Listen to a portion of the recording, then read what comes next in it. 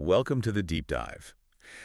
We are jumping straight into it today with a question that, honestly, on its face, it just defies the basic logic of a sporting competition. It really does. Right. I want you to picture this scenario.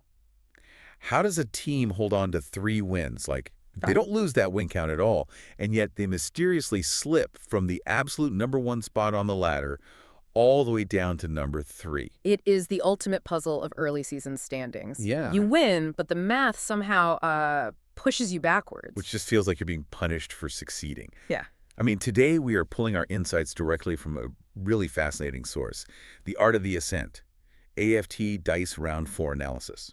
And it covers the incredibly unpredictable AFT Dice Season 12. Which has been wild so far. Exactly. I want to set the parameters for our mission today right up front. Yeah. We are not here to just read off the current ladder order. No. You can look at a list of numbers yourself. Our mission is to actively take the round 3 ladder, place it directly beside the round 4 ladder, and dissect the hidden transformations. Yes. We are going to help you build your own mathematically sound power rankings by, actually looking at the underlying data. And that is a crucial exercise right now. Look, the raw ladder order can be incredibly deceptive 4 rounds into Season 12. Oh, for sure. A simple win-loss column, it often overrates a statistically lucky team, or it completely underrates a powerhouse that just happened to draw a brutal early schedule. Right. So this deep dive is all about spotting those deeper patterns. We need to apply very specific analytical lenses to separate the teams that are genuinely strengthening their position from those merely benefiting from a temporary optical illusion. Okay, let's unpack this. We have 4 rounds of dice outcomes in the books.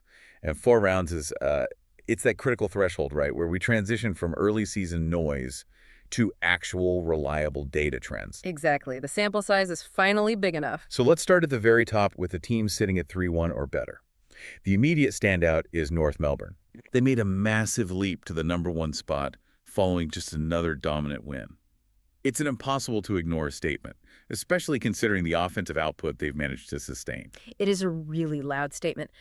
But I actually find the contrast right beneath them far more interesting. Oh, okay, how so? Well, while North Melbourne made that massive attention-grabbing leap built on high scoring, you have the quiet, almost methodical resilience of the West Coast Eagles. Yes. They have stealthily climbed into the #2 spot after consecutive victories.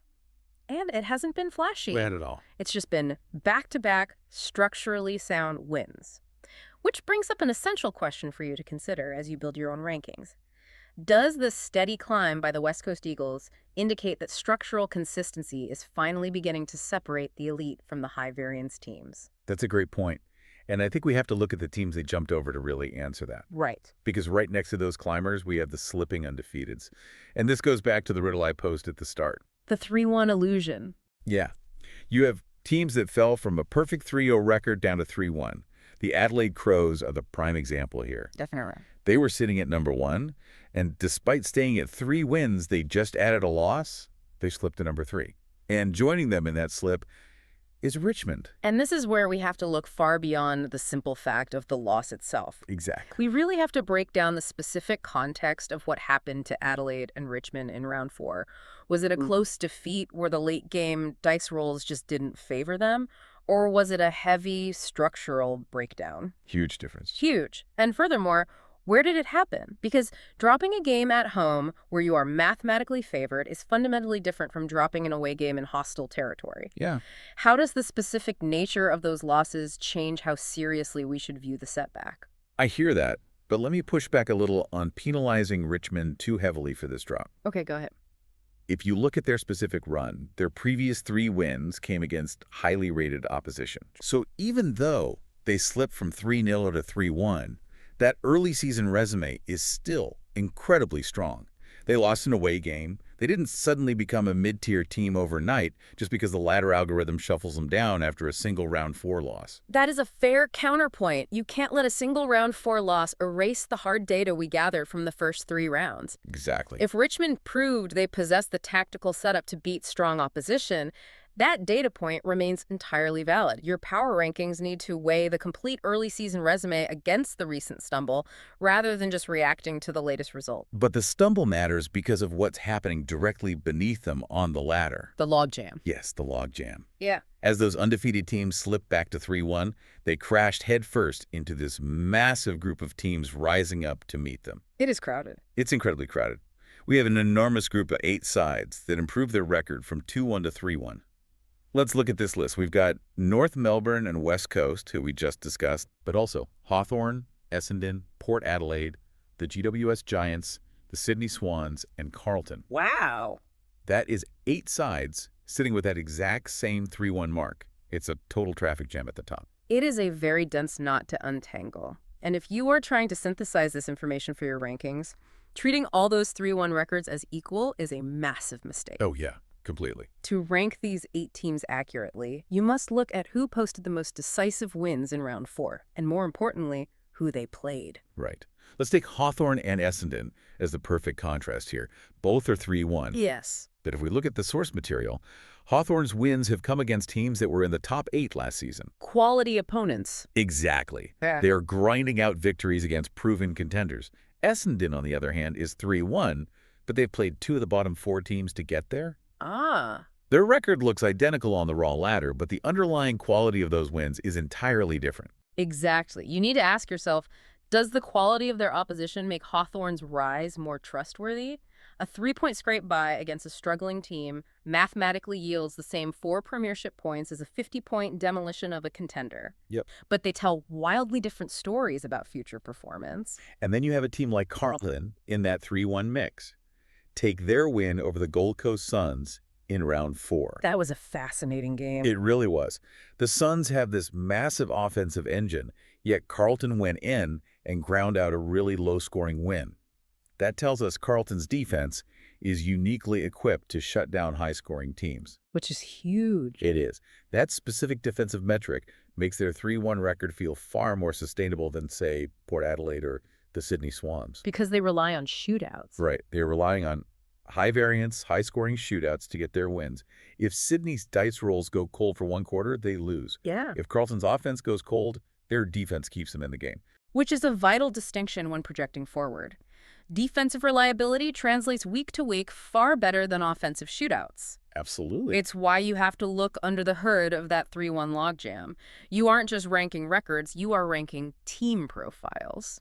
Now, we spend a lot of time on the bottleneck at the top, but a true power ranking requires us to accurately rank the bottom of the ladder as well. It's just as important. We need to look at the 4 teams still stuck at 0-4.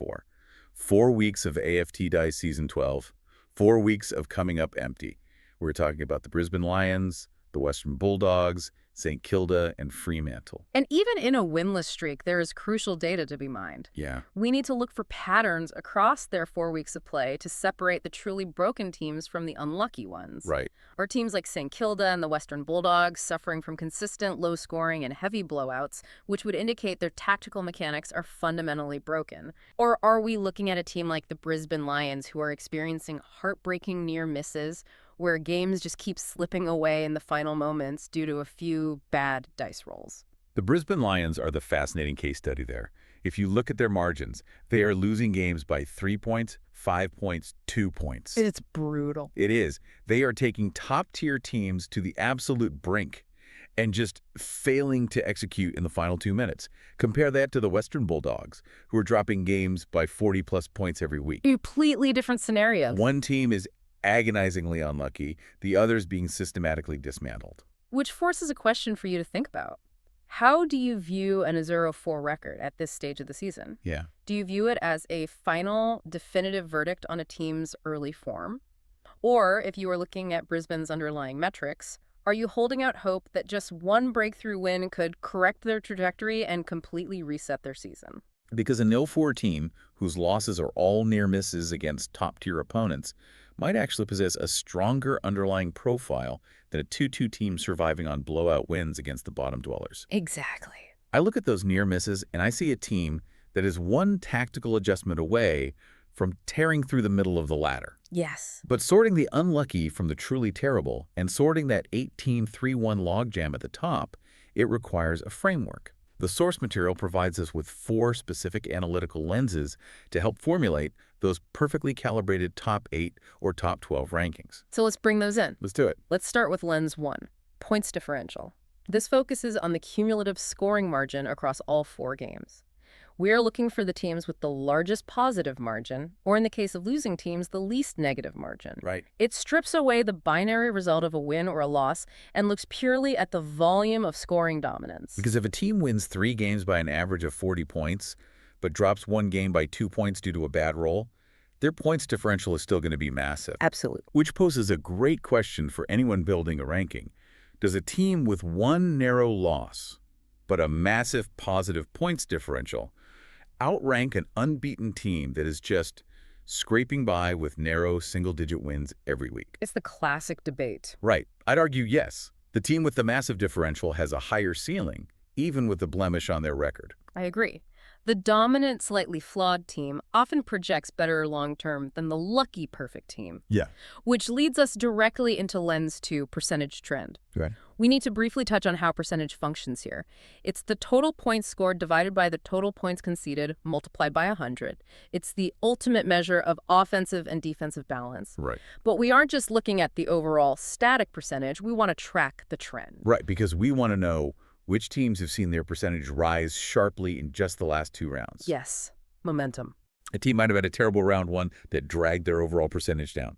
But if their percentage trend over rounds 3 and 4 is spiking upward, that tells us their offensive engine has fundamentally unlocked. Exactly. They are playing better football right now than they were 3 weeks ago. The trend is often far more predictive than the static number. It highlights adaptation and tactical rhythm. Definitely.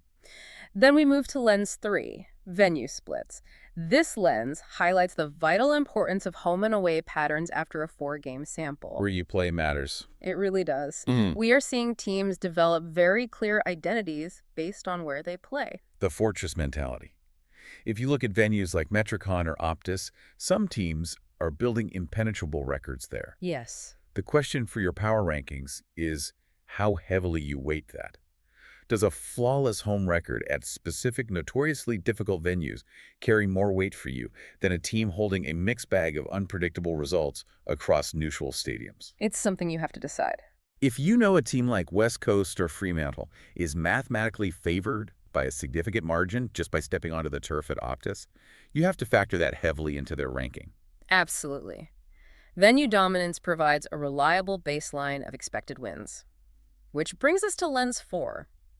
It's referred to in the source material as the local lens, but it serves as a fascinating, complex case study on the Gold Coast Suns. Oh man, the Suns. The Suns are perhaps the most perplexing puzzle of round 4. They really are the team that breaks all the traditional models right now. Let's look at their raw numbers. They're sitting exactly at 2-2. Perfectly average on paper. Right. They've just suffered consecutive tight losses. They lost at home to Carlton, and then they went on the road and lost to Richmond. So on paper, 2 straight losses, sitting middle of the road on the ladder. Yeah. But here's the massive catch. Their percentage is still sitting comfortably above 106. And this is where all our analytical lenses converge into a single problem. Maintaining a percentage above 106 after 4 rounds, despite holding a 2-2 record and suffering back-to-back losses, is a major statistical anomaly. It's huge. It means that when they win, they utterly destroy their opponents. And when they lose, they are only losing by the slimmest of margins against high-quality opposition like Carlton and Richmond. Exactly. Losing to a 3-1 Carlton side that plays elite defense and a 3-1 Richmond side on the road, it doesn't make Gold Coast a bad team. Not at all. It just means they had a brutal 2-week schedule. So we pose this to you. Does a strong percentage greater than 106 mean the Gold Coast Suns are actually much closer to that elite top group than their mid-table 2-2 ladder position suggests? It's a tough call. Or do consecutive losses, especially dropping a home game, prompt you to temper your early optimism? It creates a fascinating tension between the raw match results and the underlying metrics. Your eyes see the 2 losses and the ladder position, and you worry about their form. But your statistical models look at the 106 percentage, the strength of schedule against Carlton and Richmond, and say the math indicates they are actually performing at an elite level. So what needs to happen in round 5 to reconcile that tension? Do the Suns just need a scrappy 4-point win to get back on track? Or do they need a massive blowout victory to prove that their high percentage isn't just a leftover artifact from an easy round 1 matchup? It will be the defining narrative of round 5 for that specific club. Definitely. If they secure a win against another top 8 side, the underlying math feels completely validated. The 106% was telling the truth all along. Right. But if they drop a third straight game, that high percentage suddenly looks like hollow numbers from early season blowouts that no longer reflect their current declining form. We've covered a massive amount of ground today. From North Melbourne's high-scoring leap to number 1, to West Coast's quiet, methodical climb. The climbers. We debated the true value of the slipping undefeateds, like Adelaide and Richmond, and we spent serious time unpacking that dense 8-team logjam of 3-1 teams. Contrasting Hawthorn's tough schedule with Essendon's favorable draw. And Carlton's offensive grit with Sydney's high-variance shootouts. We analyzed the heartbreak of the 0-4 squads, specifically how Brisbane's near misses separate them from the Western Bulldogs' blowouts. Yes. And we applied those 4 crucial lenses: points differential, percentage trend, venue splits at places like Optus and Metricon, and that incredibly tricky Gold Coast Suns anomaly. The overarching takeaway from the AFT Dice Season 12 analysis is that the latter, in its rawest form, is an illusion. It really is. You cannot evaluate a team's true strength without applying these structural and mathematical contexts. So now the work falls to you. Reflect on the sketch ordering you've been building in your mind as we've sifted through this data. Which team's movement surprised you the most between round 3 and round 4? Think about it. Which specific underlying metric, whether it was Carlton's defensive showing or Brisbane's unfortunate dice rolls, best explains that shift for you? And most importantly, as we look ahead, who are you watching most closely in round 5 to see if their underlying numbers hold up under pressure or completely collapse? As you finalize your rankings, I want to leave you with a final, lingering thought that builds on the analytical lenses we've explored today. Okay. We've discussed how a metric like percentage trend can reveal that a team is actually playing incredibly well despite suffering narrow consecutive losses. We see that with the Gold Coast Suns, and we see it with the Brisbane Lions. We do. But at what point does a streak of bad luck turn into a very real psychological barrier? That is the unseen variable in all these models. Consider this. Can a mathematically superior team, a team dominating the points differential, generating high percentage shots, and doing everything right according to the structural lenses we discussed, convince themselves they are actually losers, purely because the raw ladder tells them they are 0-4 or 2-2? Or will the underlying math eventually inevitably force them to the top, regardless of their own internal self-doubt? It is the ultimate collision between the cold reality of the statistics and the complex psychology of the standings. Does the math eventually conquer the mind, or does the mind conquer the math? That is a brilliant thought to end on. Thank you so much for joining us on this deep dive. Keep looking beyond the raw numbers, keep refining those power rankings, and we will see you next time.